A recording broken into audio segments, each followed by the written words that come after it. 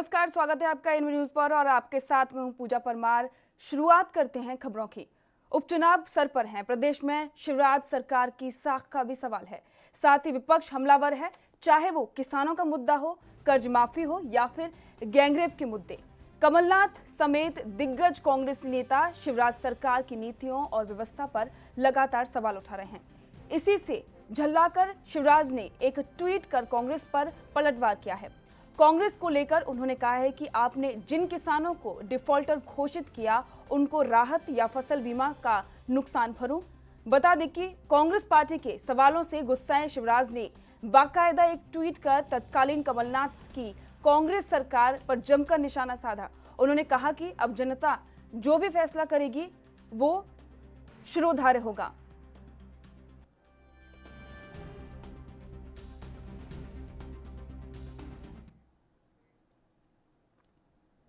MP के पूर्व मुख्यमंत्री कमलनाथ ने हाट पिपलिया में सभा को संबोधित किया। उन्होंने कहा कि बोलना बहुत आसान है लेकिन सरकार चलाना मुश्किल है। आज प्रदेश से किसान हमें पुकार रहे हैं। सभा को विधायक कुणाल चौधरी ने भी संबोधित किया, लेकिन इस दौरान सभा में कोरोना गाइडलाइन का पालन होता हुए दिखाई नहीं दिया। बता दें कि उपचुनाव में कांग्रेस से राजवीर सिंह बघेल प्रत्याशी हैं।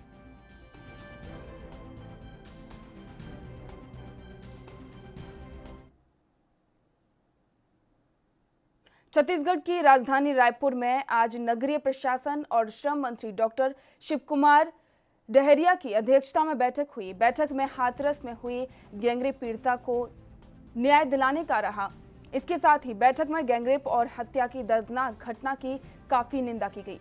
आरोपियों को कड़ी से कड़ी सजा दिलाने की भी मांग की है। मंत्री डॉक्टर डहरिया ने कहा कि ये जघन्य घटना उत्तर प्रदेश सरकार के संरक्षण में घटित हुई है।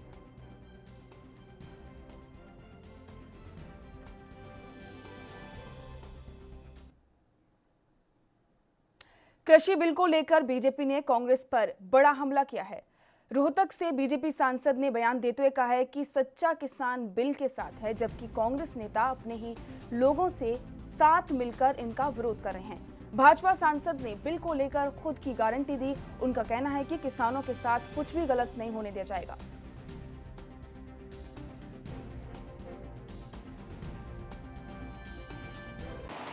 और समय समय पर किसानों को संभालने की बात है और समय समय पर एमएसपी जो सपोर्टिंग प्राइस है, मिनिमम सपोर्टिंग प्राइस, उसको किस तरह से सरकार ने किसानों के हित में हमेशा बढ़ाती रही है। अब 2014 की जो प्राइस देखेंगे और आज की देखेंगे उस खबर छत्तीसगढ़ के बलौदाबाजार से है, जहां पर एयरटेल कंपनी को एनओसी देने के विरुद्ध में वार्डवासियों ने नगर पालिका के खिलाफ विरोध जताया, जिसके बाद तत्काल एयरटेल टावर को हटाने की मांग की है। वहीं लोगों ने नगर पालिका पहुंचकर सीएमओ और अध्यक्ष को लिखित में शिकायत दी। साथ ही जल्द एयरटेल टावर को हटाने की भी मांग की है। शिकायतकर्ताओं ने बताया कि देश भर में संपूर्ण लॉकडाउन के दौरान मछली पालन और स्विमिंग पूल बनने का झांसा देकर एयरटेल कंपनी ने नगर पालिका बलौदाबाजार के वार्ड 20 में कई फीट गड्ढा खोदा गया। साथ ही लॉकडाउन में रात भर काम चला, लेकिन वार्डवासियों को सभी पता चला कि नगर पालिका परिषद बलौदाबाजार के वार्ड 20 में एयरटेल का टावर लगाया जा रहा है।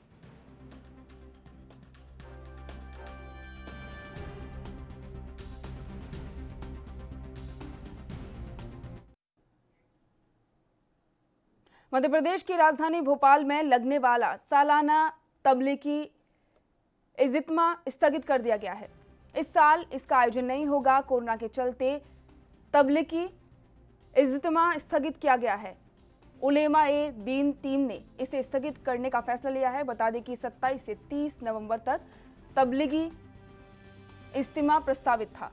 73वां सालाना तबलीगी इज्तिमा को स्थगित कर दिया गया है। इसमें हजारों की संख्या में जमाती हर साल शामिल होते हैं। हर साल यहां शहर के ईंट खेड़ी में तबलीगी इज्तिमा 4 दिनों तक चलता है। भोपाल का आलमी तबलीगी जो है इज्तिमा इस बार होगा या नहीं होगा? बिस्मिल्लाहिर्रहमानिर्रहीम। कोविड-19 को देखते हुए इस साल का इज्तिमा आगे बढ़ा दिया गया है। इंशाअल्लाह जब सब पूरा कोविड-19 कंट्रोल में आ जाएगा, उस पर यह मशवरा होगा कि इज्तिमा की तारीखें क्या तय करना है। खबर छत्तीसगढ़ से है, जहां पर मुख्य डाकघर कोटा में सोशल डिस्टेंसिंग के नियमों को ताक पर रखकर खुलेआम धज्जियां उड़ाई जा रही हैं। तो वहीं विभाग के कर्मचारी अपने में मस्त हैं, वहीं डाकघर के कर्मचारी भी बिना मास्क और सोशल डिस्टेंसिंग से लगातार धज्जियां उड़ाते हुए नजर आ रहे हैं। लेकिन जैसे ही कोटा में अनलॉक की स्थिति बनी तो लोग सड़कों पर बेधड़क उतर आए और सोशल डिस्टेंसिंग का खुलकर उल्लंघन करने लगे। ऐसा ही मामला कोटा के मुख्य डाकघर पर देखने को मिला, जहां पर छात्राएं सोशल डिस्टेंसिंग को दरकिनार करके उत्तर पुस्तिका जमा करने पहुंची। तो वहीं विभाग पर किसी भी तरह का इंतजाम देखने को नहीं मिला। जब मुख्य डाकघर अधिकारी से पूछा गया तो मीडिया के कैमरे में कुछ भी बोलने से बचते हुए नजर आए।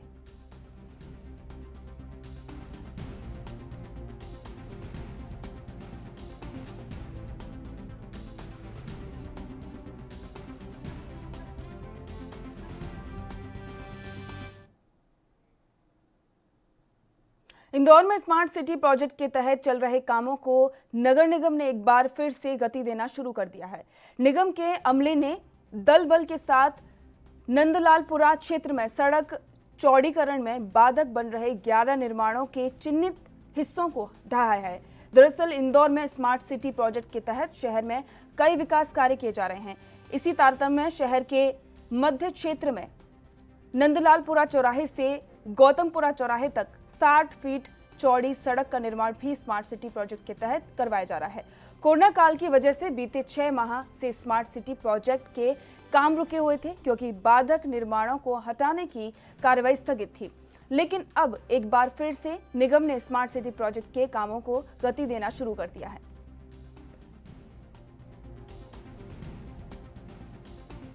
चल रही है तो कितनी टीम लगी है यहाँ पर, कितने मकान? ये नंदलालपुरा मेन रोड है। स्मार्ट सिटी के अंतर्गत यहाँ सड़क बन रही है। सड़क को चौड़ी करना है। उसमें जो बाधक मकान थे पहले कुछ तोड़े गए थे, 11 मकान शेष है जिनको आज तोड़ा जा रहा है। और इसमें नगर निगम की 60 टीमें लगी हुई हैं, 7 रिमूवल टीमें लगी हैं और 4 पोकलैंड मशीन और 2 जेसीबी मशीन लगी है। और भी काम बाकी है नगर निगम के, अभी मकान कार्रवाई अब तक शुरू हो चुकी है। ऐसा कोविड की वजह से रिमूवल हमारा बंद था, धीरे धीरे इसको शुरू कर रहे हैं हम लोग। और ऐसे टाइम टू टाइम जो है अलग अलग किस्तों में इनको करवाएंगे। छत्तीसगढ़ के नवागढ़ में करंट की चपेट में आने से 40 साल के व्यक्ति की मौत हो गई। वहीं पुलिस ने खेत पर अवैध रूप से लापरवाही से बिजली के तार के बिछाने वाले 2 आरोपियों को भी गिरफ्तार किया है। वहीं पुलिस ने आरोपियों को गिरफ्तार कर आगे की कार्रवाई शुरू कर दी है। जो कनेक्शन गया था वो अवैध है कि अवैध है। विद्युत विभाग द्वारा हमें लिखित में दिया गया कि कनेक्शन अवैध था, जिस पर से आज अपराध क्रमांक 270/2020 धारा 304(1), 135, 138 विद्युत अधिनियम 2003 की धारा लगाई गई और अपराधियों को रिमांड पर भेजा।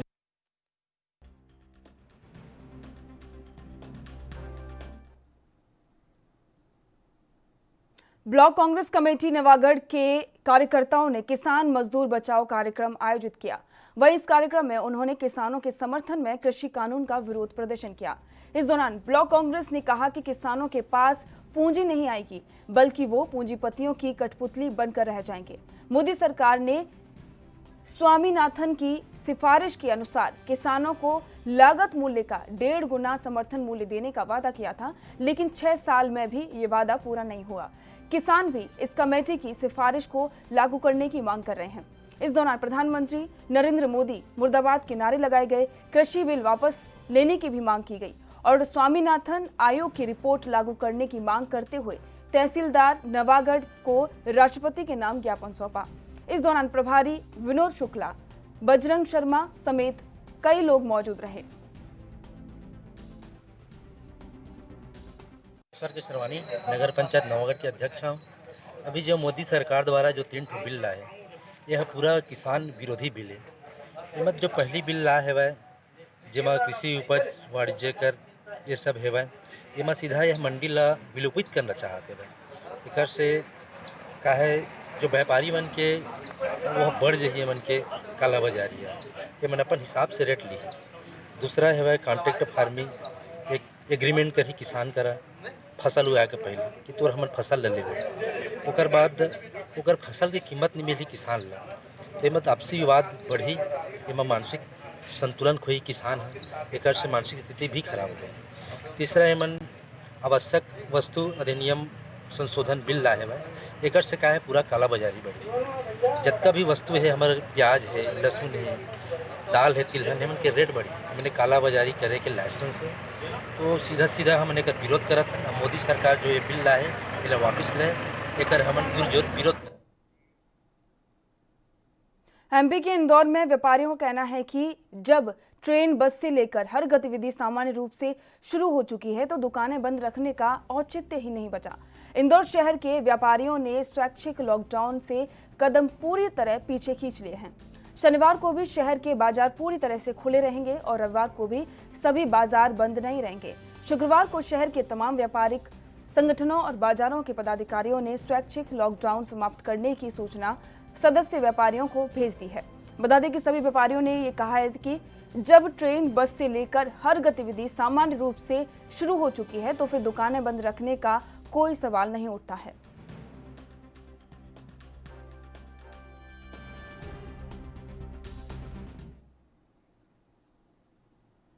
छत्तीसगढ़ में इस साल कोरोना के चलते देश भर में रावण के पुतला दहन कार्यक्रम पर कोरोना का साया मंडराता दिखाई दे रहा है। हर साल छत्तीसगढ़ की राजधानी रायपुर में भव्य रावण दहन कार्यक्रम का आयोजन किया जाता था।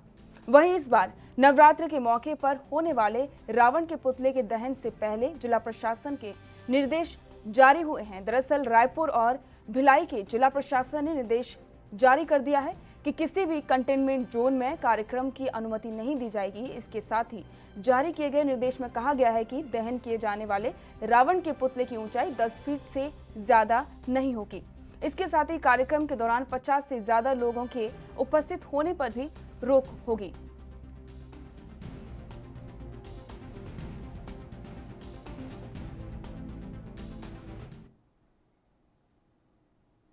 मध्य प्रदेश में होने वाले विधानसभा उपचुनावों से पहले आईफा अवार्ड एक बार फिर से सुर्खियों में है। मुख्यमंत्री शिवराज सिंह चौहान ने कहा है कि मध्य प्रदेश में आईफा अवार्ड अब नहीं होगा। आपको बता दें कि आईफा अवार्ड का आयोजन मध्य प्रदेश में करवाना कमलनाथ का एक बड़ा सपना था। दरअसल कमलनाथ ने फरवरी में इस बात की घोषणा की थी कि मार्च 2020 में भोपाल और इंदौर में आईफा अवार्ड होगा, लेकिन कोरोना के बढ़ते खतरे को देखते हुए इसे उस समय रद्द कर दिया गया था। फरवरी में भोपाल के मिंटो हॉल में तत्कालीन मुख्यमंत्री कमलनाथ के साथ बॉलीवुड सुपरस्टार सलमान खान और जैकलिन फर्नांडीज भी मौजूद थे जब आईफा अवार्ड की तारीख का ऐलान किया गया था।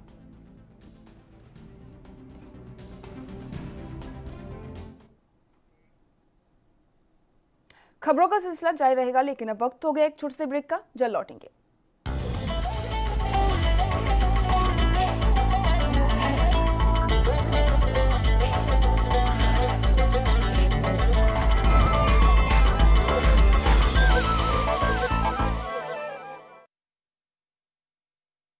क्या आप दुबले पतले कमजोर हैं? आपकी सेहत नहीं बनती, भूख कम लगती है, वजन नहीं बढ़ता।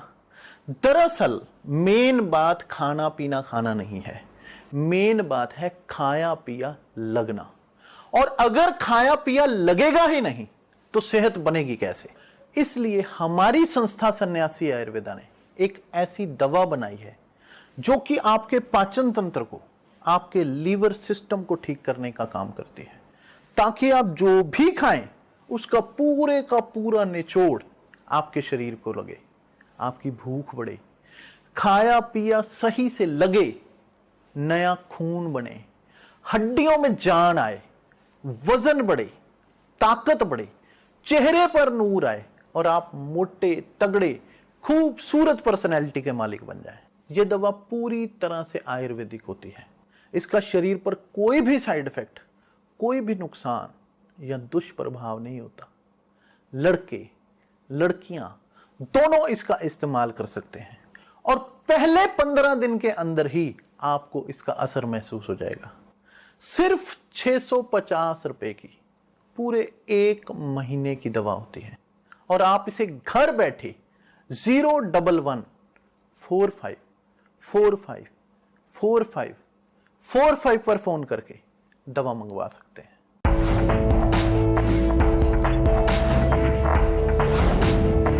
कम ब्रेक और ज्यादा खबरों के साथ देखिए ANP news in channel number पर।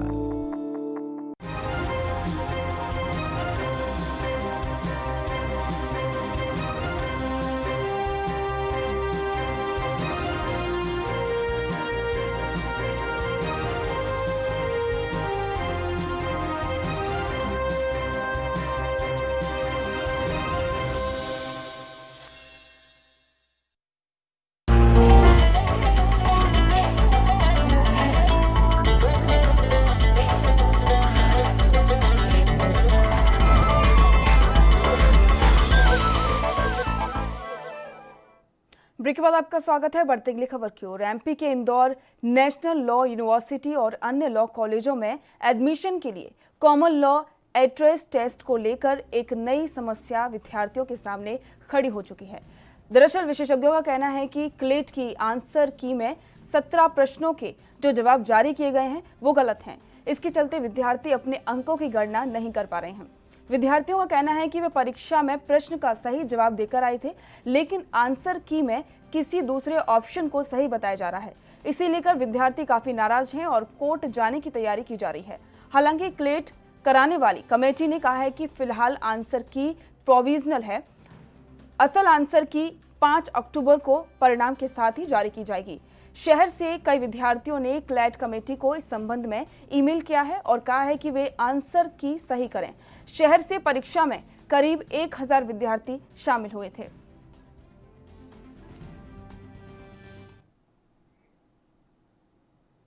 एमपी के इंदौर स्नातक और स्नातकोत्तर पाठ्यक्रम के बाद अब उच्च शिक्षा विभाग ने विधि संकाय में विद्यार्थियों को जनरल प्रमोशन देने को सहमति प्रदान की है। वही विभाग से निर्देश मिलने के बाद देवी अहिल्या विश्वविद्यालय ने महाविद्यालयों से विद्यार्थियों के आंतरिक अंकों का विवरण मांगा है। प्रबंधन को इन्हें 10 अक्टूबर तक ऑनलाइन जमा कराना होगा, जिससे विश्वविद्यालय प्रशासन 25 अक्टूबर तक परिणाम जारी कर सके। इसके लिए विवि प्रशासन ने आदेश निकालते हुए महाविद्यालयों को विद्यार्थियों के अंक भेजने के निर्देश दिए हैं। अंक ऑनलाइन जमा करने के लिए पोर्टल की लिंक 10 अक्टूबर तक खुली रहेगी। अधिकारियों के अनुसार 30 महाविद्यालयों से विद्यार्थियों के अंक आना है।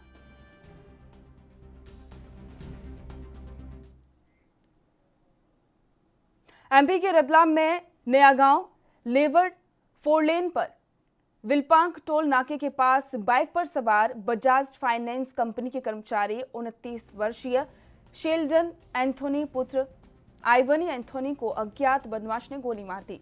इससे वे गंभीर रूप से घायल हो गए। उन्हें जिला अस्पताल में भर्ती करवाया गया। हालात गंभीर होने पर प्राथमिक उपचार के बाद उन्हें इंदौर रेफर किया गया।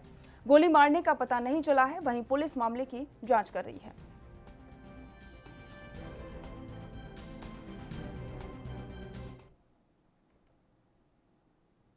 कोरोना का संक्रमण अस्पतालों में भी तेजी से बढ़ने लगा है। वहीं पॉश कॉलोनियों में भी नए नए मरीज सामने आ रहे हैं। एक दिन में राजधानी में कोरोना के 245 नए मरीज मिले हैं। इससे बीजेपी कार्यकर्ताओं से संबंधित एक व्यक्ति की कोरोना रिपोर्ट पॉजिटिव आई है। एम्स से 4 लोगों की रिपोर्ट पॉजिटिव आई है।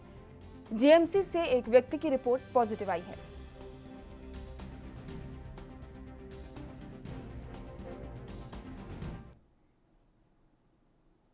मानसून की विदाई लखीमपुर खीरी, शाहजहांपुर, अलवर, नागपुर तक हो चुकी है। एक निम्न दाब का क्षेत्र उत्तर पश्चिम बंगाल की खाड़ी और उससे लगे ओडिशा और उत्तर आंध्र प्रदेश में स्थित है। इसके साथ ऊपरी हवा का चक्रवाती घेरा 5.8 किलोमीटर ऊंचाई तक स्थित है। छत्तीसगढ़ में ऊपरी हवा का चक्रीय चक्रवाती घेरा 7.6 किलोमीटर ऊंचाई पर बना हुआ है। बता दें कि 3 अक्टूबर को प्रदेश के 1 या 2 स्थानों पर हल्की से मध्यम बारिश होने की संभावना है।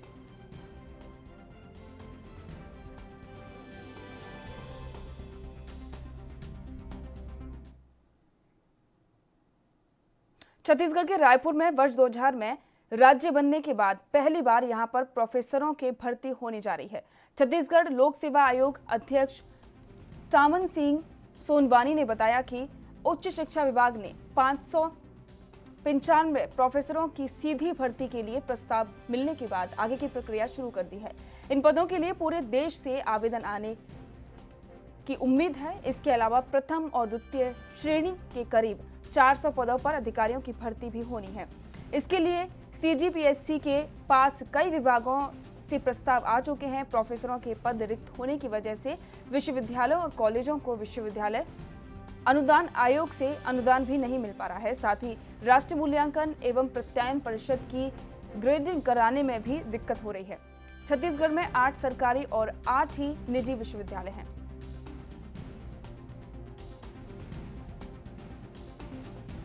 आपको बता दें कि छत्तीसगढ़ में अब लोक सेवा आयोग ने अपनी प्रक्रिया शुरू कर दी है, जिसमें प्रोफेसरों की भर्ती होनी है। इसको लेकर राज्य में 595 पदों पर सीधी भर्ती होगी।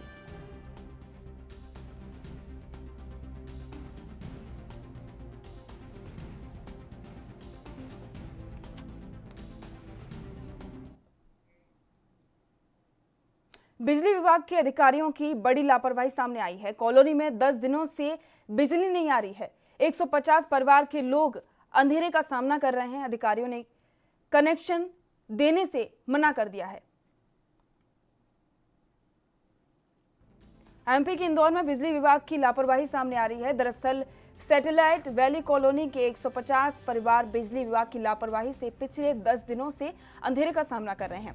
वहीं सैटेलाइट वैली कॉलोनी के रहवासियों ने बताया है कि हमने सारी बकाया राशि जमा कर दी है, लेकिन फिर भी बिजली विभाग के अधिकारियों ने कनेक्शन देने से मना कर दिया है, जिसके चलते सभी स्थानीय लोगों को परेशानी हो रही है।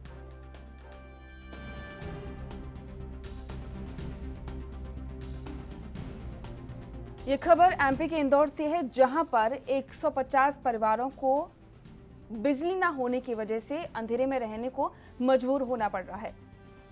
स्थानीय लोगों का कहना है कि बिजली का बिल जमा कर चुके हैं, लेकिन उसके बावजूद भी विभाग के अधिकारी उन्हें बिजली कनेक्शन देने से मना कर रहे हैं।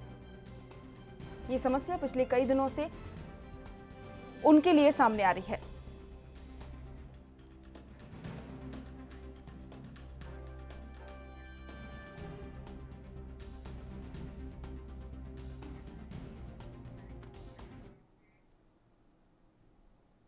स्वर्णिम मध्य प्रदेश और छत्तीसगढ़ में फिलहाल इतना ही। देखते रहिए ANB न्यूज। नमस्कार।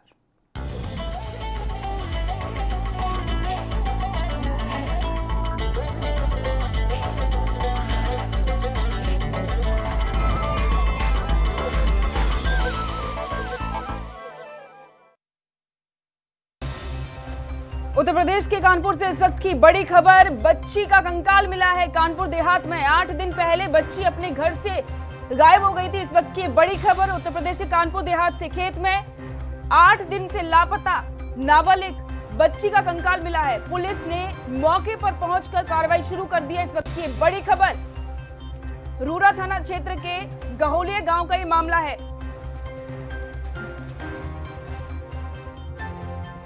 ज्यादा जानकारी के लिए हमारे संवाददाता पुनीत मोहन हमारे साथ जुड़ चुके हैं। पुनीत, कानपुर देहात से मामला सामने, बच्ची का कंकाल मिला है, क्या कुछ नया अपडेट है?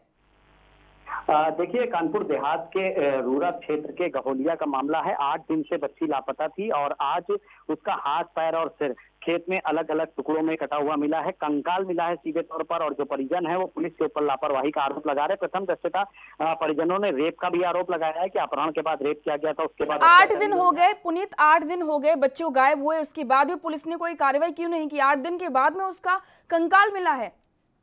देखिए, अभी पुलिस की तरफ से कोई ऑफिशियल बाइट नहीं मिली है, ना ही कोई पुलिसकर्मी वहां पर बोलने को तैयार है। कानपुर के जो ADG हैं, जो IG हैं कानपुर, वो वहां पहुंच रहे हैं और इसके साथ ही जो पुलिस के बड़े अधिकारी हैं वो मौके पर पहुंच रहे हैं। गांव के ही 5 लोगों पर परिजनों ने आरोप लगाया है, जिनमें से मौके से 2 लोगों को हिरासत में लिया गया है। परिजन बार बार रेप, हत्या और अपहरण का आरोप लगा रहे हैं। हालांकि पुलिस का कहना है कि अभी जांच जारी है।